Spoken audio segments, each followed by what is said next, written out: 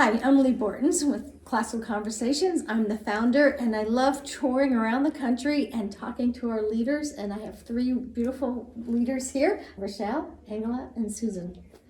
Thanks for being with me. Thank you. It's glad to be here. Did you enjoy this evening's conversation? Immensely. Very much. Okay. It's incredibly encouraging. All right, thanks for saying that. I appreciate it. I know you mean it. So, do you have any questions for me? It's called the Let's Ask Leigh segment.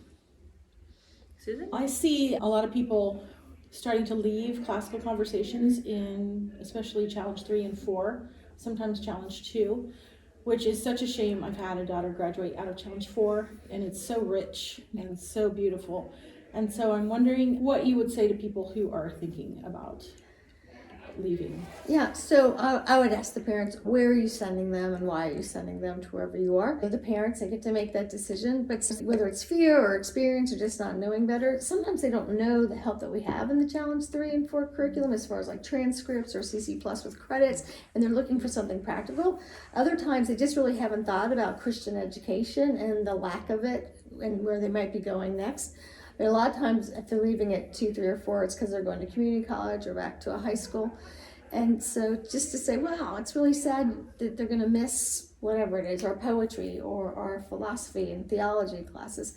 Those are things that generally they don't take outside of CC at that age.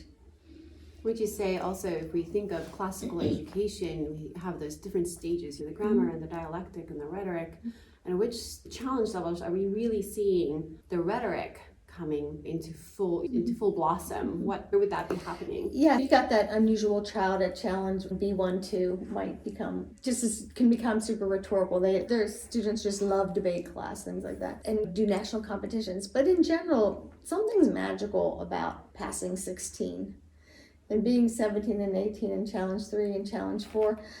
It's like you just want to hang out with those students who are pursuing rigorous academics from a Christian perspective. They're so fun to be with.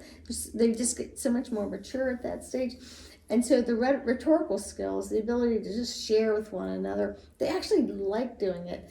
And I just think about how when I went to institutional schools growing up, the students would make fun of me because I always wanted to talk. And so you learn to be quiet because it wasn't the teachers not calling on me, it was the students saying they didn't want to hear from me because that usually meant they had to do some work, right?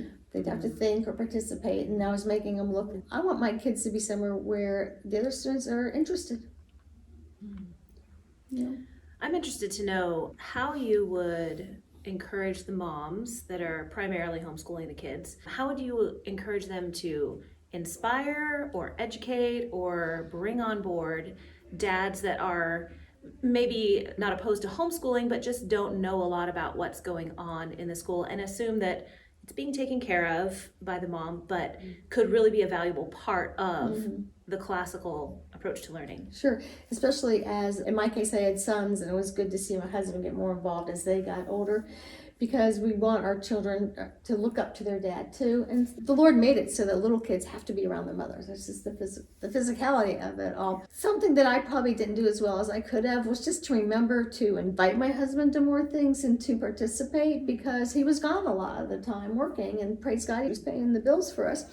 And so sometimes there's like last minute, I'd be saying, oh, we're going to go do this, and not even thinking to invite him. So that would be my bad, to not, just because the children and I are so busy with our activities. So to be more inclusive.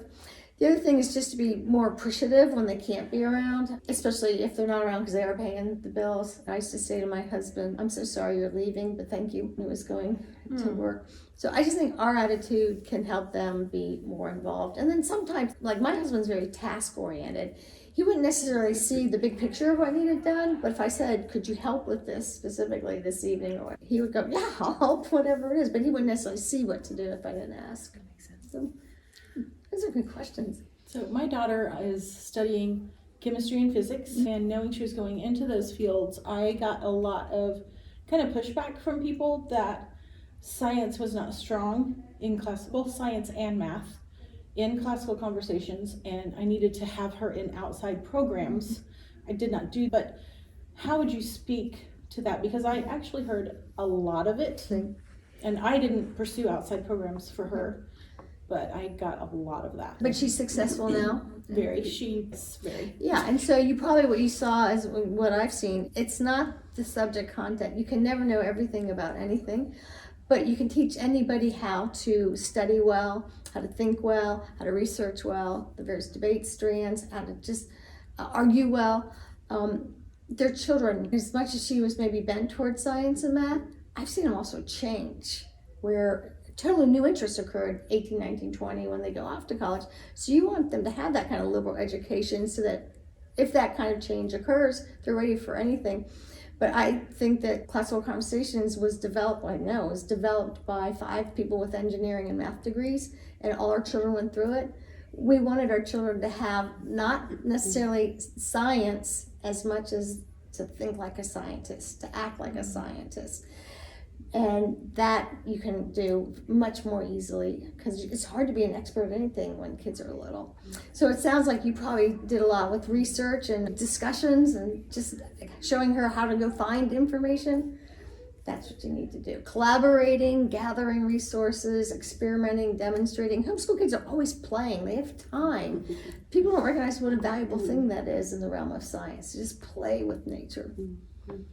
How do you balance that? I hear from other homeschool parents that are not involved in CC. CC is for the smart kids. We don't have the time to be able to invest that much in their academics because we have other outside activities. And we do want them to have the free time to play and to learn through their interest is leading them. But as they get up into the challenge levels, we find that we have more and more time that we're needing to spend on just CC work. Is there something that you could speak to about the balance of that free time to pursue interests as they're getting older and need more time on academics? Yeah. So one thing that can help is for the community to not take the traditional school calendar with those breaks in the fall and the spring. So what we always do with our community is when we started, say, mid-August, we were done at Thanksgiving. We took no breaks. And then we did the same from, if January 1st fell on a Monday and that was our seminar day, we started, right? And that way we were always done by Easter, because I love the freedom of homeschooling. I also love the accountability of community with things that we don't love as much. And I wanted both for my kids. And so by doing that, really, so the kids grew up knowing for 15 weeks, I'm going to work so hard on these things. But I get 7 weeks off at Christmas, and then I'm gonna work so hard for 15 weeks, and I'll get out earlier. And when they were in high school, they got the jobs in the summer because they were out earlier. So for me, the balance was to work really hard for 30 weeks and then play really hard for 22. So I'm not quite sure what the problem is. Well, I know what the problem has been, at least in our area. Another community question then. One thing that we see living in kind of a suburban area, we have a lot of different CC communities that are very close to one another because we do have a lot of families. But as a director, I've seen many families do what I've just in my mind called community shopping or community hopping. Even if there's nothing necessarily wrong with the community that they're in, offer the next level or whatever it is they need for the kids. They'll still go visit other communities just to see if there's a better fit. But can you speak to how community develops and becomes something more than just a group that you meet with and something that you want to invest in with families that will grow together? Yeah, there's nothing wrong with being a good consumer and finding out what the best fit is for anything that you're trying to do. And then sometimes it's just plain old that day of the week's not the best for you. And so you're happy to find something else. So it's not like there's a strong criticism against doing that. But the bigger issue, I think, is that you're speaking to is just like families are so quick to church. The idea of loyalty and building community and sticking through hard things, it's just lost. And the homeschooling community, Andrew Puda will say it all began with electricity and cars.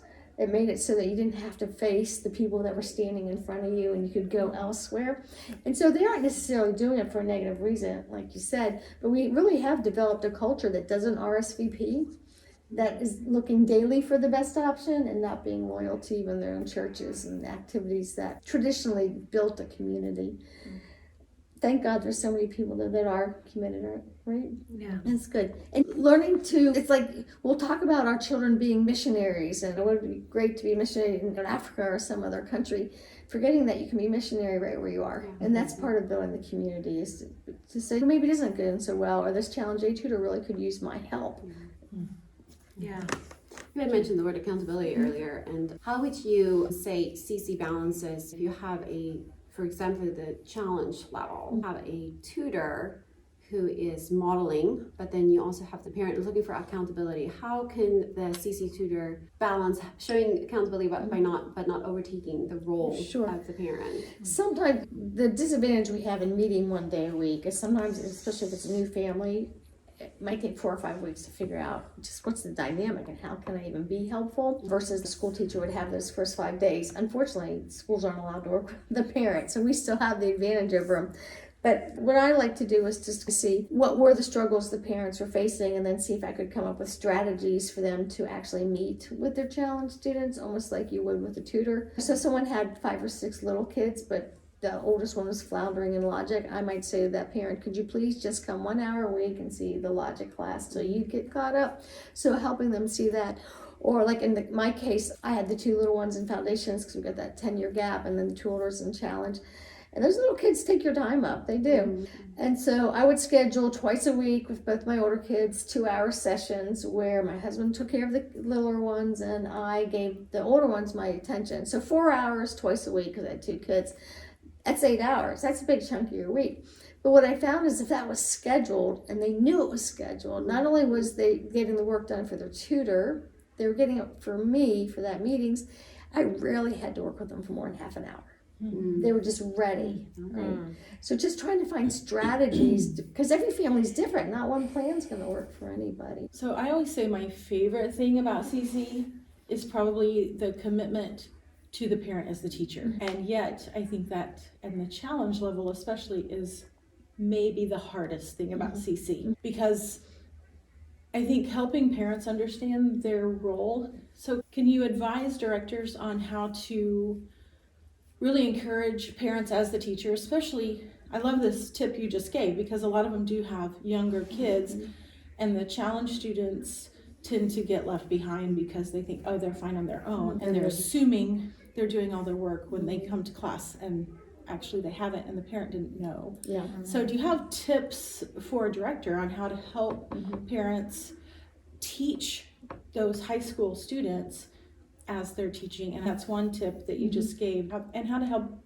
the directors help the parents understand their role better. Yes, the one thing is, it sounds like you don't do this, is to first just recognize what that partnership is. And sometimes parents don't really know what it is. So I know there's some parents, I would look at them and I would say, okay, I'm pretty much going to tell you what to do and what your kid needs to have done, because that's what that parent needed. And then there were other ones where I said, tell me, I need, because you'll follow through and you'll do what needs to be done. So again, it's very personal, and that's why we try to have 12 students or less, not 30, and most of the families might have 2 to 3 kids, so that really doesn't mean you have that many parents at the community, and we should be able to really help one another if we're not focusing on the content and the academics as much as how are we building a Christian community which has the skill set to then enjoy the hard things that we do together.